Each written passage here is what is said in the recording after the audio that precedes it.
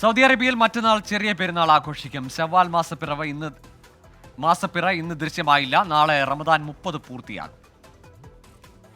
സൗദിയിൽ എവിടെയും ഇന്ന് ശവ്വാൽ മാസപ്പിറ ദൃശ്യമാകാത്തതിനാൽ നാളെ റമദാൻ 30 പൂർത്തിയാക്കും. മറ്റന്നാൾ ബുധനാഴ്ചയായിരിക്കും ചെറിയ പെരുന്നാളെന്ന് സൗദി സുപ്രീം കോടതി അറിയിച്ചു. മാസപ്പിറ നിരീക്ഷിക്കാൻ സുദേർ, തുമേർ തുടങ്ങി സൗദിയിലെ പ്രധാന കേന്ദ്രങ്ങളിലെല്ലാം വിപുലമായ ഒരുക്കങ്ങൾ നടത്തിയിരുന്നു. തെളിഞ്ഞ കാലാവസ്ഥയിലും എവിടെയും മാസപ്പിറ ദൃശ്യമായില്ല. സൗദിയെ പിന്തുടർന്ന് പല അറബ് രാജ്യങ്ങളും നാളെ റമദാൻ 30 പൂർത്തിയാക്കി മറ്റന്നാൾ ചെറിയ പെരുന്നാൾ ആഘോഷിക്കും. ഒരു മാസക്കാലം നീണ്ട റമദാൻ വ്രതം അവസാനിപ്പിച്ച് ചെറിയ പെരുന്നാൾ ആഘോഷിക്കാനുള്ള ഒരുക്കത്തിലാണ് വിശ്വാസികൾ. നാളെ സൂര്യൻ അസ്തമിക്കുന്നതോടെ വിശ്വാസികൾ തക്ബീർ ധ്വനികളും ഫിത്ർ സക്കാത്ത് വിതരണവും ആരംഭിക്കും.